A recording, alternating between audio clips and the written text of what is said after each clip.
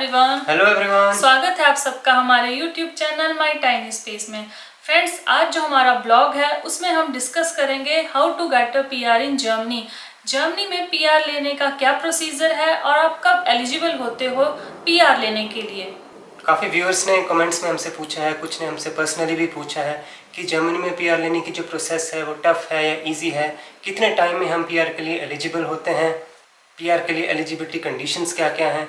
तो फ्रेंड्स, यही सब टॉपिक्स हम इस ब्लॉग में डिस्कस करेंगे आज।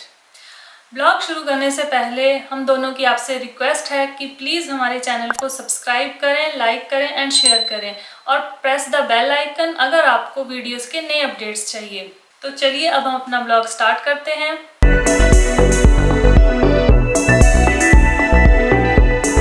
सबसे पहले बात करते हैं कि पीआर होता क्या है।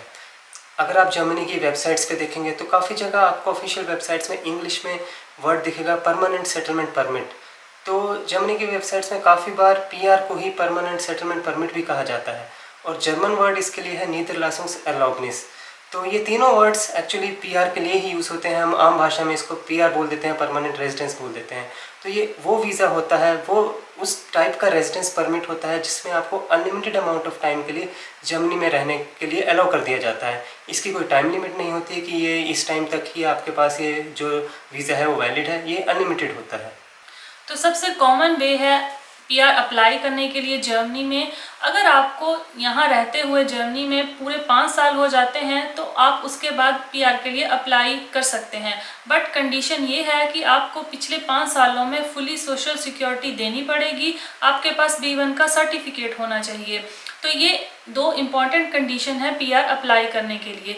यहाँ आपको एक बात ये ध्यान में रखनी है कि अगर आपको जर्मनी में रहते हुए 10 साल हो गए हैं, चाहे 7 साल हो गए हैं, बट अगर आपने सोशल सिक्योरिटी 5 सालों से नहीं दी है, अगर आपने पिछले 3 सालों से ही सोशल सिक्योरिटी दी है, तब आप पीआर के लिए अप्लाई नहीं कर सकते।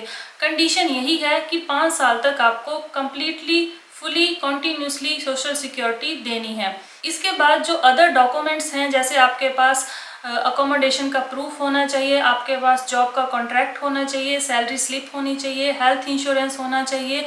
तो ये कुछ डॉक्यूमेंट्स हैं जिनसे आप पीआर के लिए अप्लाई कर सकते हैं। हमने बहुत से ऐसे केस सुने होते हैं कि लोगों ने B1 का सर्टिफिकेट दिया ही नहीं और उनको पीआर मिल गया। तो ये ऐसा होता है एक्चुअल में। हमारे नॉन में भी कुछ लोग ऐसे हैं जिन्होंने B1 का सर्टिफिकेट दिए बिना ही पीआर ले ली है। बट ये स्टेट टू स्टेट और सिटी टू सिटी वेरी करता है। बट हम आपको यही रिकमेंड करेंगे कि आप B1 का सर्टिफिकेट ज़रूर लेके जाएं, अदरवाइज़ वो आपकी प्रोसेसिंग को थोड़ा डिले कर सकते हैं। कई बार ऐसा होता है कि अगर आप वीज़ा ऑफिस में थोड़ा फ्लुएंटली जर्मन में बात करें तो शायद वो आपकी जर्मन देख कर आपको बिना B1 लैंग्वेज सर्टिफिकेट के भी पीआर के लिए एलिजिबल मान लें। बट ऐसा बहुत रेयर केस होता है, तो आई थिंक आपको B1 का सर्टिफिकेट, लैंग्वेज सर्टिफिकेट हमेशा रखना ही चाहिए। तो ये सबसे स्टैंडर्ड वे है जर्मनी में पीआर अप्लाई करने के लिए। इसी से रिलेटेड जो नेक्स्ट वे की हम बात करेंगे वो है कि अगर आप स्किल्ड वर्कर्स की कैटेगरी में आते हैं। अब स्किल्ड वर्कर्स की कैटेगरी में आने के लिए जो कंडीशंस आपको फुलफ़िल करनी होती हैं उसमें है कि फर्स्ट कंडीशन है आपकी एजुकेशन। तो या तो आपने ऐसी वोकेशनल ट्रेनिंग का 2 इयर्स का कोर्स किया हो, भले ही वो इंडिया में हो, किसी और कंट्री में हो, बट वो जर्मनी के का जो वोकेशनल एजुकेशन कोर्स है जिसे बेरूफसबिल्डिंग बोलते हैं उसके इक्विवेलेंट का हो, या फिर आपने रिकॉग्नाइज्ड यूनिवर्सिटी से हायर एजुकेशन की डिग्री की हो, आपके पास यूनिवर्सिटी का डिग्री पासिंग का सर्टिफिकेट हो। और यूनिवर्सिटी की रिकॉग्निशन कैसे चेक करते हैं ये हमने आपको पहले भी बताया है। enabin.de enabin का डेटाबेस है, उसमें आप चेक कर सकते हैं कि आपकी यूनिवर्सिटी रिकॉग्नाइज्ड है या नहीं। और देन जो नेक्स्ट कंडीशन है आफ्टर एजुकेशन, जो सेकंड कंडीशन है कि आपके पास जॉब कॉन्ट्रैक्ट होना चाहिए किसी जर्मनी में कंपनी का, कि आपके पास एक जॉब है और वो जॉब जो है वो आपकी एजुकेशन से रेलिवेंट है और आपकी जो प्रोफेशन है उस जॉब का वो भी जर्मनी में रिकॉग्नाइज्ड होना चाहिए स्किल्ड वर्कर्स की कैटेगरी में आने के लिए। और उसके लिए भी एक वेबसाइट है anerkennung.in Deutschland.de करके, जो आपको अभी स्क्रीन पे भी दिख रही है। तो इस पे जाके आप अपना प्रोफेशन डाल के चेक कर सकते हैं। फॉर एग्जांपल आप डाल सकते हैं IT बिजनेस स्पेशलिस्ट या डॉक्टर इन मेडिसिन। तो ये डाल के आप चेक कर सकते हैं कि क्या हम स्किल्ड कैटेगरीज में आते हैं या नहीं आते हैं। तो अगर आप इन कैटेगरीज में आते हैं और आप उसके बाद जर्मनी में रहते हैं तो आप उसके बाद 4 साल की सोशल सिक्योरिटी देने के बाद एलिजिबल हो जाते हैं। तो इसमें 1 साल का आपको बेनिफिट मिलता है अगर आप स्किल्ड कैटेगरी में आते हैं। तो वैसे नॉर्मली हमने बताया फर्स्ट स्टेप में 5 साल के बाद आप एलिजिबल होते हैं, बट अगर आप स्किल्ड वर्कर्स की कैटेगरी में आते हैं तो आपको 4 साल के बाद ये बेनिफिट मिलेगा कि आप पीआर के लिए अप्लाई कर सकें। बाकी कंडीशंस रहेंगी, जैसे आपको B1 लैंग्वेज सर्टिफिकेट चाहिए और बाकी जो भी स्टैंडर्ड डॉक्यूमेंट्स होते हैं वो भी चाहिए होंगे। अनदर वे जिसमें हम पीआर के लिए अप्लाई कर सकते हैं वो है ब्लू कार्ड होल्डर। अगर आप ब्लू कार्ड होल्डर हैं तब आप पीआर के लिए आफ्टर 33 मंथ्स अप्लाई कर सकते हैं। इस केस में आपको B1 लैंग्वेज का सर्टिफिकेट नहीं चाहिए, बट अगर आपके पास B1 लैंग्वेज का सर्टिफिकेट है और ब्लू कार्ड भी है तब आप पीआर के लिए आफ्टर 21 मंथ्स अप्लाई कर सकते हैं। ब्लू कार्ड लेने की कंडीशन ये है कि आपकी सैलरी जो है वो 56,800 यूरो से अबव होनी चाहिए या 56,800 यूरो होनी चाहिए। तो इस केस में आप ब्लू कार्ड के लिए एलिजिबल हैं। बट ये जो सैलरी की कंडीशन है ये ऊपर नीचे होती रहती हैं। लास्ट ईयर्स में ये कंडीशन थोड़ी कम सैलरी पे थी, बट आजकल आपको पता ही है कि कितना ज़्यादा क्राउड हो रहा है जर्मनी में जॉब के लिए, तो इस वजह से ये जो कंडीशन है सैलरी की ये थोड़ी सी ज़्यादा कर दी गई है। तो आप पहले चेक कर लें कि ब्लू कार्ड के लिए सैलरी की क्या कंडीशन है। नेक्स्ट पीआर की एलिजिबिलिटी का जो केस है, जो वे है पीआर लेने का, वो भी बहुत कॉमन है। वो है अगर आपने जर्मनी में किसी जर्मन यूनिवर्सिटी से स्टडीज़ कंप्लीट की हैं, वो स्टडीज़ बैचलर्स भी हो सकती हैं, मास्टर्स भी हो सकती हैं।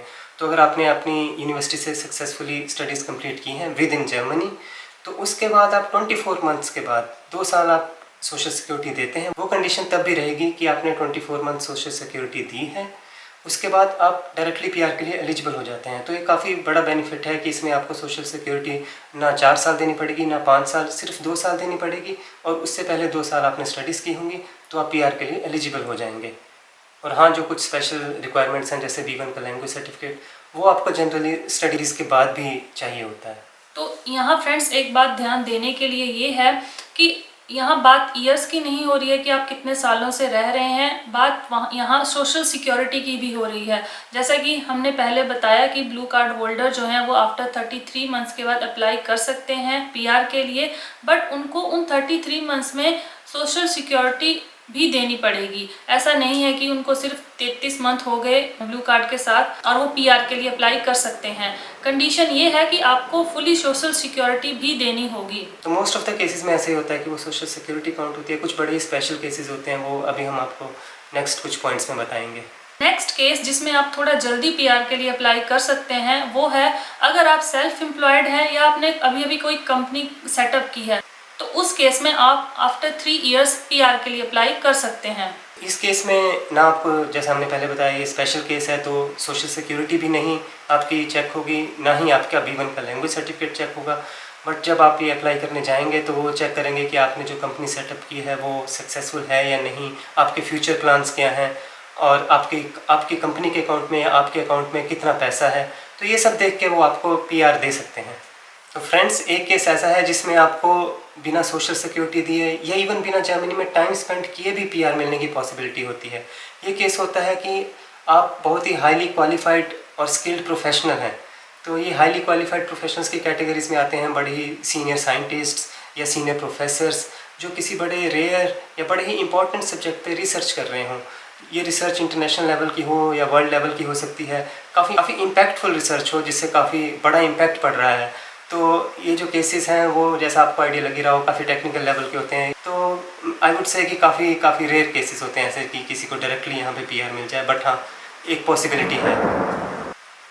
नेक्स्ट केस जो थोड़ा नोन है, आई थिंक सबको पता ही होता है, अगर आप उसी कंट्री के सिटीजन से शादी कर लेते हैं। अगर आप जर्मन सिटीजन से शादी कर लेते हैं तो उस केस में आप आफ्टर 3 इयर्स पीआर के लिए अप्लाई कर सकते हैं। इस केस में आपको सोशल सिक्योरिटी का प्रूफ देने की ज़रूरत नहीं है, बस आपको B1 लैंग्वेज का सर्टिफिकेट चाहिए और मैरिज सर्टिफिकेट चाहिए। ये 2 चीज़ें होने के साथ आप पीआर के लिए अप्लाई कर सकते हैं आफ्टर 3 इयर्स। तो फ्रेंड्स, ये जो पीआर की कंडीशंस हमने बताई, एलिजिबिलिटी की या कितना टाइम लगता है उसकी कंडीशंस, इसमें एक बड़ी अच्छी बात ये है जो जर्मनी को बाकी देशों से थोड़ा अलग भी करती है कि यहाँ पे अगर आप ये कंडीशंस फुलफिल करते हैं तो 99.99% चांस मोस्ट लाइकली आपको पीआर मिल जाएगा। यहाँ ऐसा कोई क्यू नहीं होता, ऐसा कोई लाइन नहीं होती कि आपके आगे जो लोग हैं पहले उनका पीआर लगेगा फिर आपका नंबर आएगा। तो ऐसी कंडीशंस यहाँ नहीं है। आप अगर ये सारी कंडीशंस फुलफिल करते हैं तो मोस्ट लाइकली आपको पीआर मिल जाएगा। तो फ्रेंड्स, ये था हमारा आज का ब्लॉग। आई होप आप सबके लिए ब्लॉग हेल्पफुल हो, जो भी पीआर के बारे में जानना चाहते हैं, और जिनको थोड़े बहुत डाउट्स रह भी गए हैं वो हमसे कमेंट सेक्शन में पूछ सकते हैं। तो फ्रेंड्स, प्लीज़ हमारे चैनल को सब्सक्राइब करें, लाइक करें एंड शेयर करें, एंड कमेंट ज़रूर करें कि आपको जर्मनी को लेके क्या क्या बातें जाननी है। आई होप आपको ये ब्लॉग पसंद आए। इसी के साथ हम आज का ब्लॉग एंड करते हैं। Be safe, be healthy and be happy. Bye bye.